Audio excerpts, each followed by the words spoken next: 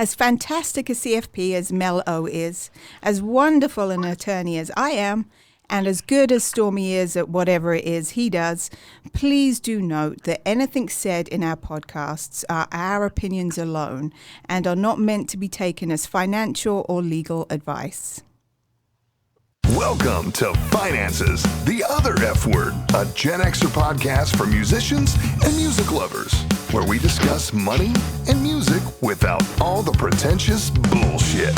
Here are your hosts, Zoe Terry, attorney at large, Stormy Andrews, founder of Yokel Local Marketing, and Mel O, certified financial planner and author of Finances, the Other F Word.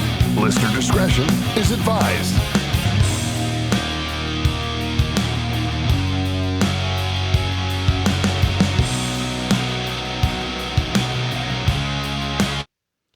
Hey guys, welcome to Finances, the Other F Word on a very, what would you call it, Zoe? Special edition, crazy edition, strange edition of Finances, the Other F Word. So this one might be a little choppy. I'm at my house and I'm Skyping with Zoe. And I'm at my house and I'm Skyping with Mel. Yes, and she's running through the soundboard. So hopefully you guys are hearing her good. Her levels look good. So, holy shit. A lot of stuff happened. My levels look good. Thank goodness. Yes. Whew. So you might want to move the phone a little bit closer to you. She's leaning over. She's like sitting there and then she's leaning over to like scream into the phone and then she's like sitting back up. So let me. I don't want to be any more, normal or. No. There's the time for normalcy is past. Oh yeah, exactly. Yeah. Where does is it the end? Yeah. The bum button. Yeah, that's the speaker. Yeah, you don't have a Bluetooth that would make this easier for you. Bluetooth headset. God.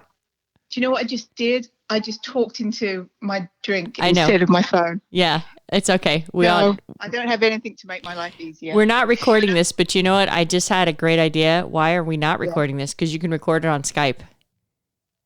We should. Okay, so hold on. We're going to make this. Oh, yeah. No, I've done it before. I just have to remember how to fucking do it. Start recording. Ready, Zoe? Our beautifulness is coming through. Hey, now we're... And then you'll be able to meet all my cats eventually, too, because I have 4 on the bed already. Where you going? Oh, there you are. Yes, except it might end up delaying us because it's recording us, but we're going to see if we can't do this because, okay, well, we got a whole bunch of announcements. We have 2 new countries we have to welcome. Oh, I remember one. Okay. The Dominican Republic. Yes. Hello. My husband and I went on a wonderful vacation there back many years ago when we vacated. So welcome. And the other one was Kenya. Oh, yes, Kenya. I forgot about that. Hello. Hello. Yes. So Kenya and Dominican Republic, welcome aboard. For those of you who are going to be listening to this, we're kind of running on a delay because right now, today that we're recording this, actually the very last final segment of The Men Who Built America is airing. And we were actually talking about how Zoe, we thought everything was overblown. We thought that Zoe was concerned that her kids would be stuck home with her. And what's the update on that? Joyful bliss on day 2. So she manifested her most worst case scenario. And none of us can go. You're frozen, by the way. Am I frozen? All I can see, you're putting a beautiful face, but this is you. Yeah. I wonder if it's permanently set in blue steel. I wonder if it's because because I'm recording it. Do you think we should stop trying to record it?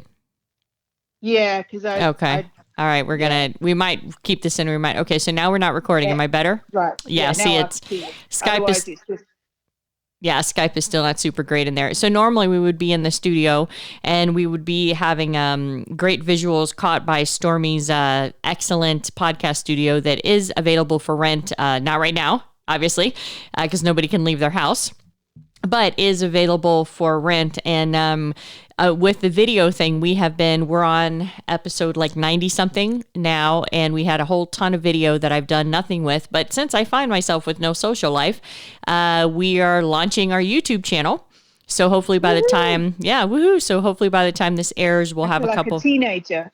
Yes. And I very begrudgingly do not want to do a YouTube channel, but we have all this video and I feel like it should go somewhere, but I don't care if anybody sees me, especially now. Well, if we were still recording, you would see that I've literally been working all day and I'm in pajamas, but, so I look no different than I do every week in the podcast. Let's face it. In fact, I might even look a little bit better because I put my hair up and so maybe got to sleep in a little bit. No. Oh God, no. Nope. No. Well, so for those of you who are listening to this podcast, like I said, the podcast that is being released today is the Men Who Built America, the final cut, and we were just talking about all of the hysteria around the coronavirus and how we thought it was a little bit ridiculous. And since then, we have had it. Idris Elba got it. Yes, and so now Zoe's serious because Idris Elba has it. Is he doing okay? He's young though; he'll be fine. Oh, he didn't even have any symptoms. He just tested positive for it, I think. But either way, that aside, it's all moved on since we spoke last. So Idris Elba, apparently that's the most important thing. The Strip has completely shut down. Crazy. Yeah, and I came down looking for work the week after 9/11 because I had already purchased my ticket that August and did not know that 9/11 was going to happen. And when I stepped off the plane, there was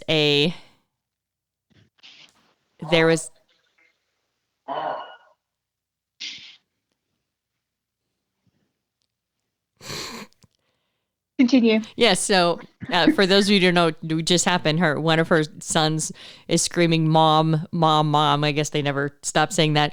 But when I had flown down... He's almost 50. Oh, yeah. Well, that's what you get for having kids. But so when I came down after the week of 9/11, there was a soldier in full fatigues holding an AR when I got off the plane, which was really weird to see. And the entire Strip was shut down in the fact that all of their HR departments were closed, but the casinos were still open.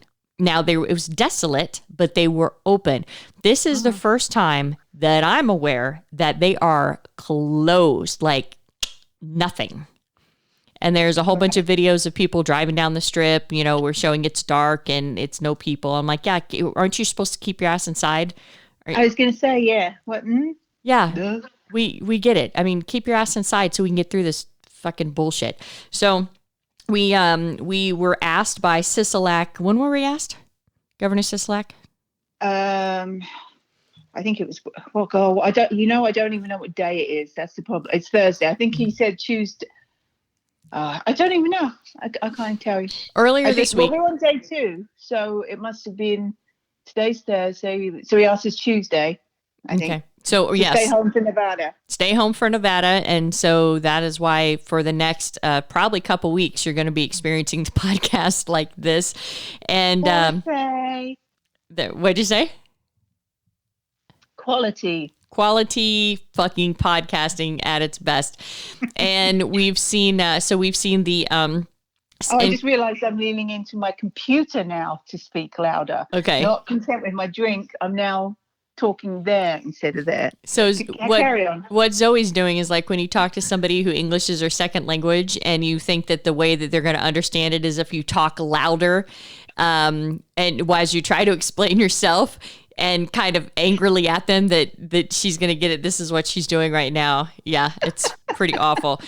So we've seen the closing of the Strip. We've seen the closing of most all school districts, even though the spring break is going on right now and people, a lot of people, have you seen them? They're still in Florida in massive amounts. Yeah. And they're ridiculously stupid because now more and more under 40s are actually being hospitalized. So, I mean, they're just stupid. And I was on a call on Monday with some economists. It was a group call. It wasn't like they were just calling me as an individual. And they basically... And can I just say that Mel O is furiously applying hand sanitizer, even though she lives by herself.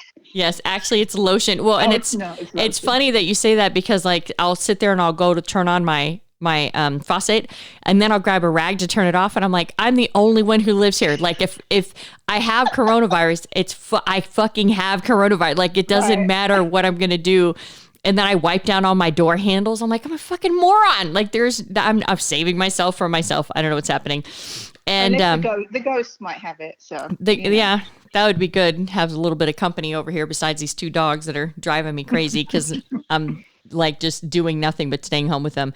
But so we've seen most all of the schools close down. And what we didn't expect when we recorded the podcast last Thursday, which you will hear the following Thursday, so we're speaking to you from the future, is the fucking run on the grocery stores. There were lines after he announced it on Tuesday night. There were lines to get into the grocery stores. Yeah, and Costco, I've heard, is now limiting 20 people at a time to go in, and I have to get like Saki's insulin and stuff there. So there's just been so much craziness that has happened. The stock market is just going off the frickin' rails.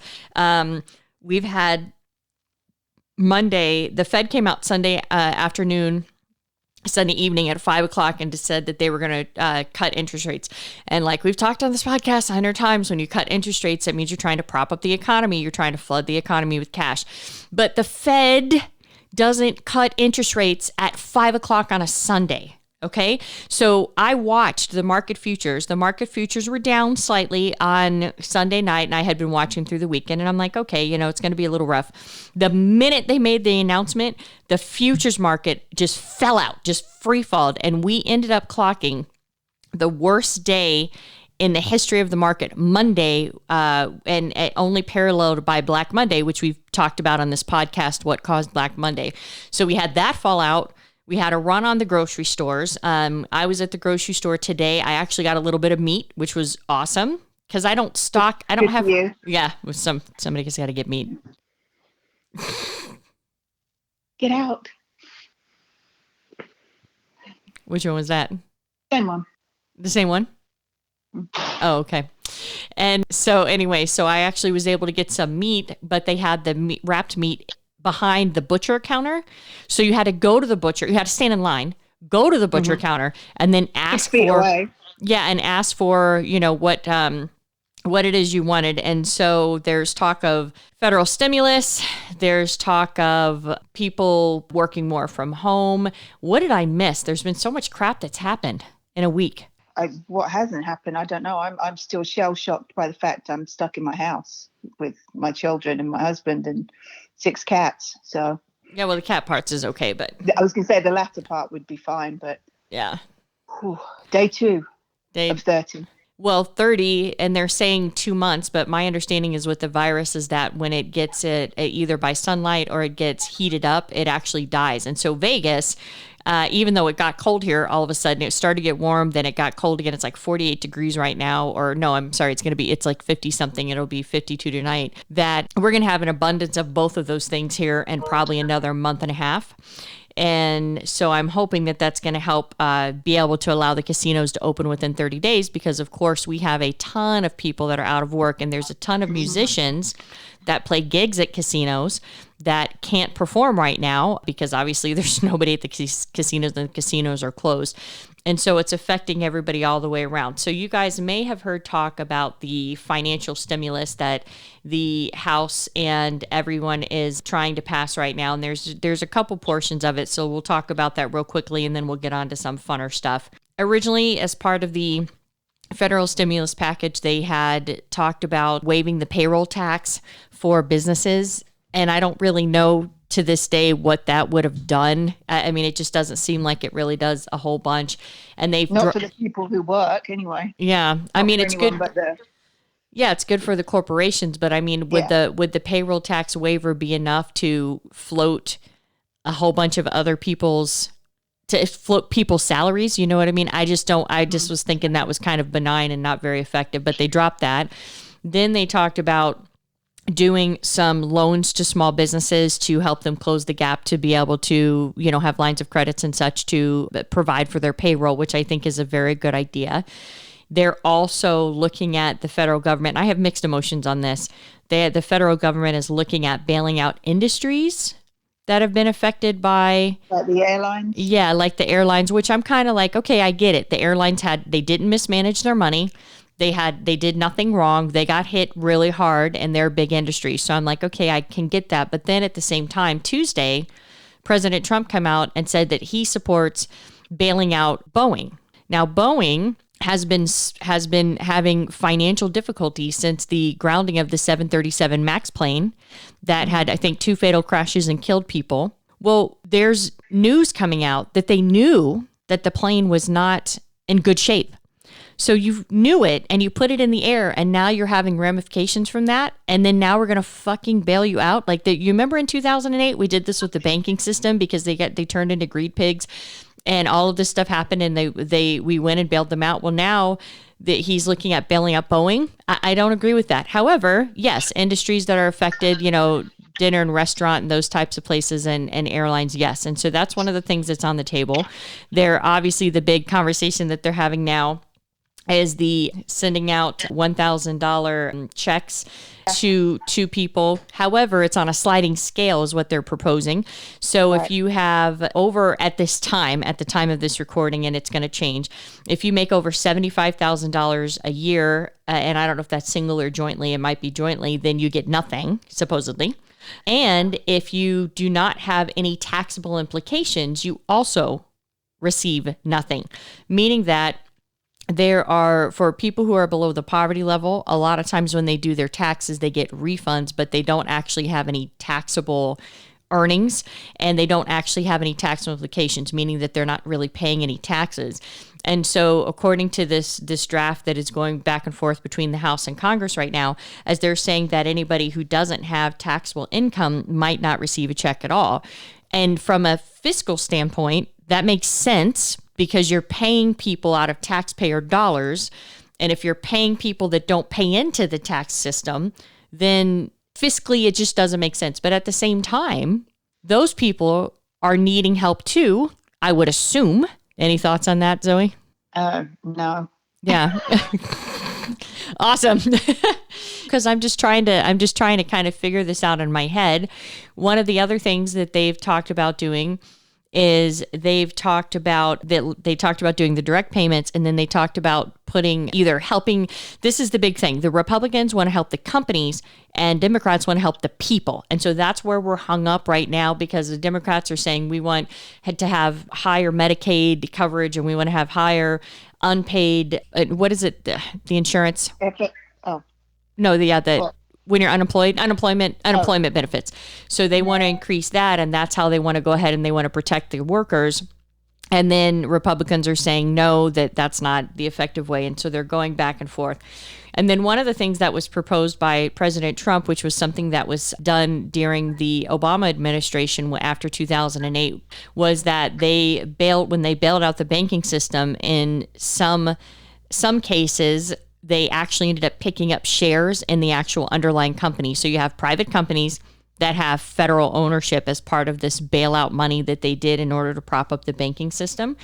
And so President Trump has put forth that he thinks that that's something that we should do with these different industries that we're bailing out at this time, and that the government should own it. So from one standpoint, you go, yeah, that would be a great idea, because as the companies get back on their feet, we're supposed to be able to, as a federal government, meaning, they're supposed to have an ownership, have growth, and then somehow they would reward back the taxpayers, which I don't know if that ever happens. But the thing is that then you have the commingling and we just did a whole series on the men who built America. And we talked at one point about how JP Morgan bailed out the U.S. Treasury, and then, of course, turned that into different types of contracts with the federal government. And so when you have the public sector and the private sector getting in bed together, that gets really convoluted. And one of the things that has China, is with China specifically, is that China, the government owns a lot of, I think it's 50 to maybe 51%. I can't remember the percentage, but they own those companies over there. The government owns them. And so anytime you put yourself in a situation where the federal government is in bed with the private companies, that starts getting really kind of blotchy. And it makes me a little uncomfortable, especially because our economy is just based so much on capitalism. and whatnot. And if anything, with everything that happened, this kind of showed us the holes in our economy, that our economy is not diversified. China got hit because they're primarily manufacturers and they couldn't go to work. And the United States got hit because our economy is primarily ran on spending. Well, if you can't work, you can't spend. And if you can't leave your house, if you are still working, you can't spend. So it really kind of fucked things up a lot for a lot of people. And so they're going back and forth, and hopefully they're going to find a way to come to a decision sooner than later. And I don't know, do you think them sending money out is going to help? I just don't know. I don't know what the answer is. I think it's got to help somewhat, I would think, but and I don't know how that would even work. I just don't know how it would work. But. Yeah, and it's something similar to George Bush. I don't know if you were in the stateside then at this time, Zoe, but he sent out $300 checks to all Americans, and I can't remember if it was part of a surplus. I think it was, or it was maybe to stimulate the economy. And so even if you took, if the $300 you got at that time and you didn't spend it and you just put it in a savings account, you would still be making the banks flush with money so that they could loan more money out. So that would still stimulate the economy, even though you wouldn't be buying something. So I'm thinking for the people who don't need the $1,000 check, because we've talked on this podcast before that, the rule of thumb for an emergency fund is that if you have 2 income workers in the house, 2 income earners, you should have 3 months of all bills plus lifestyle expenses and savings. And if you are a single income household, you should have 6 months. And so for the people that maybe have that, they could take the $1,000 and maybe go support a small business and go order food from a small restaurant, or, you can really go clothes shopping because now the department stores are closing because they're not essential. So with everything that's happened, I had 2 super funny things that we can talk about. And then we're going to talk about songs about the end of the world, because that's how it fucking feels right now. Yeah. I don't know. I'm being really helpful. It's okay. Zoe is tired. She moved houses. She's been unpacking and dealing with 2 teenage boys for a while, so she's tired, but she's partnering through. So here's the one thing. So I feed the birds in my yard, which is apparently just a Southern thing. So everybody in the South fed the birds, and then I moved up to Washington State, and they fed the birds, and so then I come down here and nobody feeds the birds, and I'm just like this crazy bird lady. So there's this one type of seed called thistle seed that's really tiny. It's like maybe the length of your thumbnail and the thickness of it. And I had a bucket of a Home Depot bucket, the big orange buckets, and I had the thistle seed in it. I put a lid on it. Well, the lid cracked because it's so fucking hot that everything just melts in the sun here. And it rained. It's been raining the last couple of days pretty hard. And it basically filled up the whole bucket with water. And so now the seed is ruined, and it's expensive seed. So I'm like, okay, fuck it. So I go out into my yard and I dump it. I'm just like, I dump it on the ground. And then I go to the hose and I rinse it out, the rest of the seed, and then I dump them in a separate area. And I'm like, okay, I'm probably going to have 1,000 pigeons here, but I'd rather have the seed get eaten than go to waste. So I sit and I watch, and the pigeons discover the seed, but they don't discover the big, huge pile that I originally dumped out. They discover the little tinier pile that I dumped out, and they're fighting over it. There's like 4 pigeons like fighting. Dumb pigeons. Okay, but this is Americans, right? Okay, so they're fighting. There's this little tiny seed patch that they're all fighting. These 4 pigeons fighting over, and literally a foot away is like this massive pile of thistle seed. And for 2 days, they fight and they fight and they fight over this little pile, and nobody's seeing this big ass pile. And finally today, they're like, oh, there's enough for all of us. And then they're all eating out of this big pile after they've been fighting over. And so that just made me think of all the crap that happened in the grocery stores where there would have been ample. The toilet paper, the water. I don't drink bottled water because it's bad for the environment, but the bottled water, got Spam. So today when I went to the grocery store, I love Spam. They ran out of Spam? Yes, but today. Must be desperate. But today, no, Spam is delicious. So usually when I go to the grocery store, I buy four or five cans of Spam at a time. That's because I love Spam. So I looked there today and I'm like, oh my God, they finally have Spam. So I got excited and went to get my 4 or 5 that I normally get and had a sign, please do not overbuy something. And I was like, shit. I'm like, but I'm not overbuying. Like this is what I usually buy. So I bought 2 cans and I walked away. Wow. Good for you. Think of others with their Spam. I'm not sure who else wants the fucking Spam, but dude, everyone in the South is like, hell yeah, and we got it. We're picking up listeners in the South, guys. What's up with my Spam eaters? And so the pigeon analogy. Eat your Spam. You guys eat gross. Your British food is nasty. I don't want to hear anything about that. And then have you been to Britain? Britain, I haven't, but I heard people talks about it.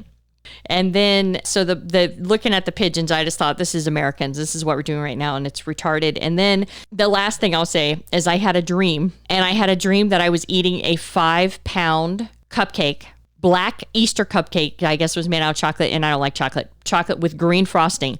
And it's like in a popcorn bag. And I'm like eating it like almost like a trough, but I'm like grabbing handfuls of it and I'm stuffing it in my face. And then there's a guy across from me who I don't know. And he's like, why are you eating so much of that? And I'm like, I don't know. I just, feel like it's the right thing to do, whatever. And he's like, well, you haven't had your period lately, so you're probably pregnant. And God. I was like, in the dream, I'm like, I'm not pregnant. What's wrong with you? Because I'm just eating handfuls of this like huge, like 5-pound muffin. And I told Marianne about it. And she's like, that's your 2 biggest fears. That's all the anxiety of everything's going on between the market, your clients, and this quarantine thing, is that those are like literally your 2 worst fears, getting fat and getting pregnant. And I was like, yes. So anyway, I just thought I would share that. Luckily, there's only chance of one of those happening in the next 30 days, right? Right.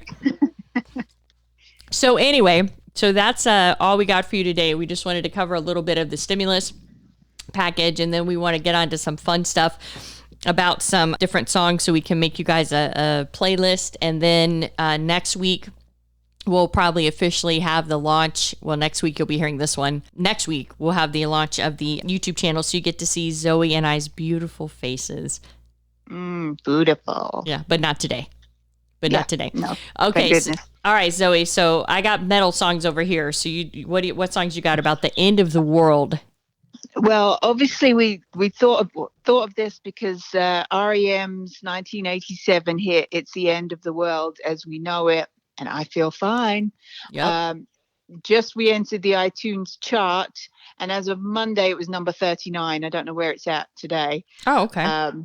So I thought that we would look for other songs about doomsday, end of the world, apocalypse type thing.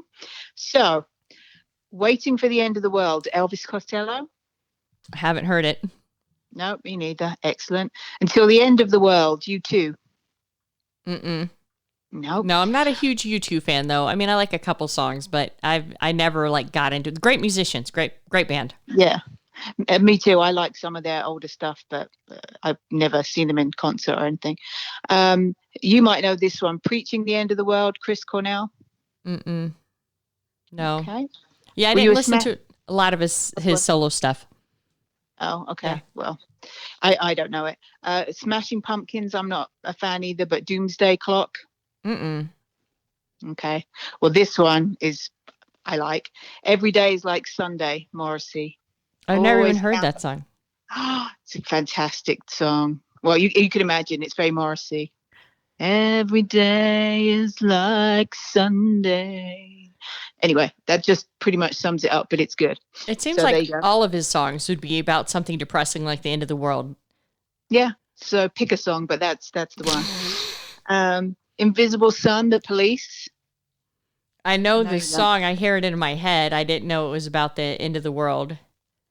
I didn't, but apparently it is. Oh, so. Okay. 1999, our boy Prince. Yeah, and I always thought that song was like fun celebration. Yeah, like a celebration. But now I'm thinking of somebody's got a bomb. We could all die here today. Yeah. If you listen to the lyrics, then it is. Yeah. The elevator's about to take me down and stuff like that. Yeah, it's. Who's the Oh no, that's. I would say that's Let's Go Crazy. No, let's. Who has? Song. Okay, while you're going on now, I gotta find out who has a bomb, in 1999, because I swear to God, I don't remember the lyrics of the song. We all got a bomb, or they all got a bomb? They all got a bomb, or They all got a bomb. Okay. Yeah. All right, go ahead. Okay. So apart from me singing the wrong Prince song, which is awful of me, The End of the World by The Cure. I have not heard that one. Again, fairly obvious that they would be somewhat depressing. Mm-hmm. Def Leppard, Armageddon It. Yeah, but I don't think that song's actually about death. I mean, when I heard it reminds me of sex. He's like, it's just something about her sticky trigger finger, and I think it's about somebody trying to get laid that hasn't gotten laid in a long time, and so he's like, "I'm getting it. Are you getting it?" Yeah, but it's got the word Armageddon in it, so it counts. Okay. All right, fair enough. Dancing with Tears in My Eyes, Ultravox. Very British. You might not know it. I don't know it. I can't wait for you to listen to it when you put it on. The Final Countdown, Europe. Yeah. That was my ringtone for a while, but when I was leaving England to move here.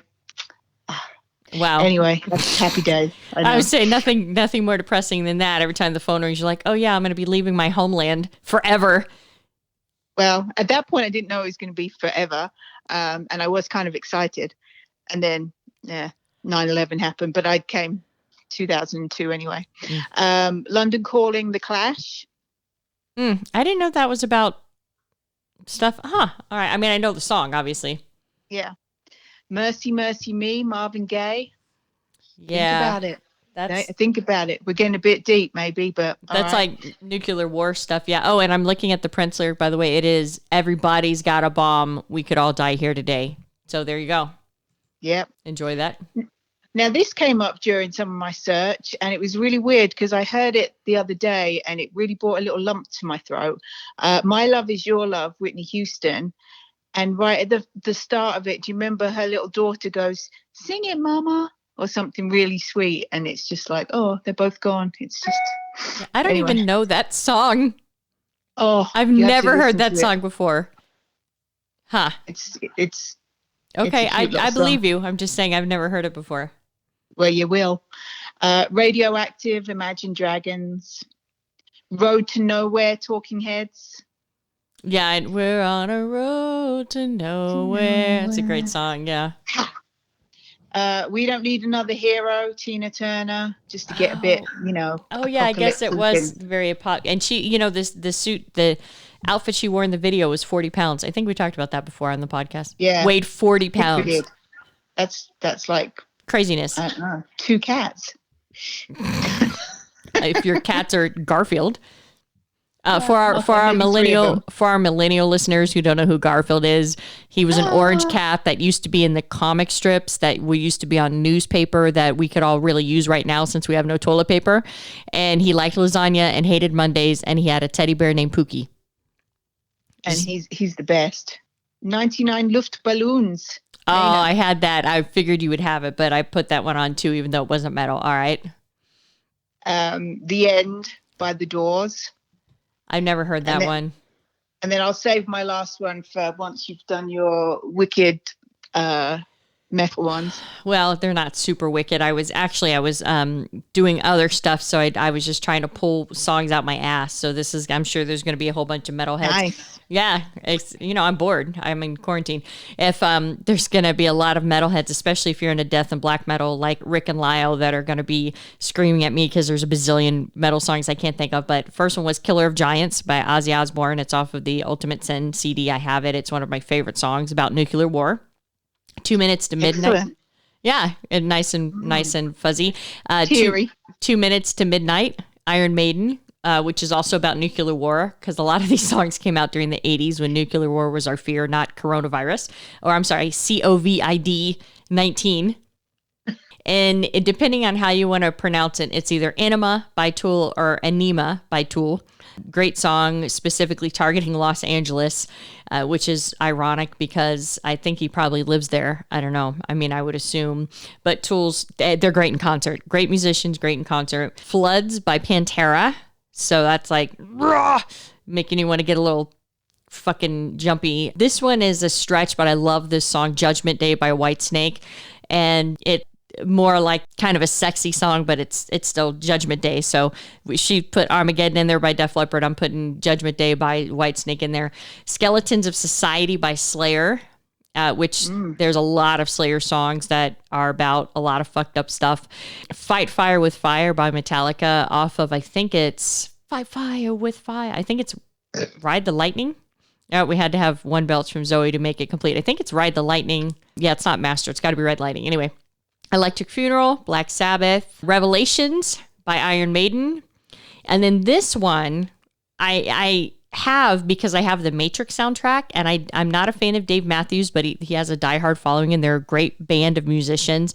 One of our friends, Tracy, loves Dave Matthews. She loves him. And she tells us all the time. She actually, on Facebook, when they were all trying to get into the Rock and Roll Hall of Fame, she tagged me and she's like, Mel, you got to vote for Dave Matthews. I was like, I'm voting for Judas Priest. I'm not fucking around with Dave Matthews to get in the Hall of Fame. But I mean, great musician. And he lives in Washington, in Queen Anne area. And he's a big, big local down there.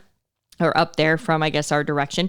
But he has a song, they have a song, When the World Ends, and I think it's off the Matrix 2 soundtrack, because I think that's what had the extended sex scene in it. And I think that's why I got this soundtrack. It's truth. Hey, I'm just telling you. Yeah. And The Last Day on Earth, Marilyn Manson. Judgment Day by Van Halen. Four Horsemen by Metallica. Countdown's Begun by Ozzy, and then Blackened by Metallica. And then I was going to literally sit and go through all of my CD collection, and I just ran out of time. So that is all of the ones I have. Zoe, back to you. I just wanted to finish on something uplifting. Of course, I Will Survive, Gloria Gaynor. Plus, I mean, it's a fabulous song. Plus, we mentioned her on the news that she put out a little TikTok video that went viral of her singing, lip syncing to I Will Survive. That's right? I said that, yeah? Yeah, I mean, was she singing or lip syncing it? She was lip syncing to her song, I Will Survive, and while she washed her hands for 20 seconds, and it went viral. So anyway, that's the song that we should end on, because we'll get through this. Yeah, absolutely. It's kind of weird, though, that she lip synced her own song. Yeah, but that's what I haven't actually seen it. That's what I read. Anyway. Did you ever, we've mentioned Solid Gold on this podcast before for my 80s babies. You know what I'm talking about. Did you have Solid Gold in England? No. So Solid Gold had the Solid Gold dancers. They wore a lot of gold. There's a lot of gold on the thing. This is in the 80s. Gold was really big. Gold was we had the yuppies. Gold was a symbol of money and riches and stuff. And they would have performers come on and sing, but they'd lip sync their songs, which I always thought was so weird. So they're like you'd see, I feel like Marvin Gaye was on it, but maybe he wasn't. And I'm mixing it with something. Marvin Gaye's like singing, lip syncing his songs on this, and there's like dancers behind him. It was really bizarre, but we watched it constantly. We had our own version. Yeah, it was called Top of the Pops, and it was something that we watched every week and loved. I think it went on for decades. It's not on anymore, but yeah, they were exactly the same thing. People would come on and lip sync to their own songs, and there would be a live audience of people dancing awkwardly, and it was the best thing. Yeah, like basically dancing to the radio is what they were doing, because even though the person's there. So anyway, as we go through this quarantine, you're gonna have more podcasts that sound like this. I'm happy that we can stay on the air, and we will be covering a variety of different topics as soon as we get back to it. It's just that the quarantine kind of had us scrambling for what specifically to talk about, because there was so much stuff to talk about, and how to work it out where we could actually put a podcast together for you. And I guess this is going to be the template of how we do it from now on until we get out of quarantine. It can be in the same place. Right. What she said. Yes, absolutely. So we will be talking to you guys next week and bringing you news and such. And please subscribe, rate, and review us, and tell your friends about us, and follow us on social media. We are seeing a ton of new countries come online, and I'm seeing a lot of states come online now, and I'm seeing them come on in a big way. So I can't thank you enough for all the listeners out there. Obviously, Zoe, Stormy, and I, we have a good time doing this podcast, but the point of this podcast podcast is that I want people to understand about finances, especially in times like this. I don't have enough money that I can come to your house and, give you guys money or give you some type of private instruction. But what we can do is we can have this podcast for you, try to make it entertaining, talk about music, which we all love, and educate you guys so that you can understand what's going on. You can understand the implications of things that happen. And as the federal stimulus package unrolls over the next couple weeks, then we're going to talk about what's the good and bad of that, what could be the end game ramifications of that, because every bailout of any kind has some type of ramification, whether it's the TARP bailout that happened in 2009 to counter 2008, or this much faster reaction that seems to be going on. The good news is that we know, like in 2008, there was everything going wrong. Now we know that our issue is the coronavirus. So as soon as we get the coronavirus fixed, then hopefully we'll be back to rocking and rolling. And we really appreciate you guys hanging in there. And we will catch you guys next week. Cheers. Bye. Thank you for listening. Please check back for upcoming episodes and follow us on Twitter, Instagram, and Facebook at Finances, the Other F Word.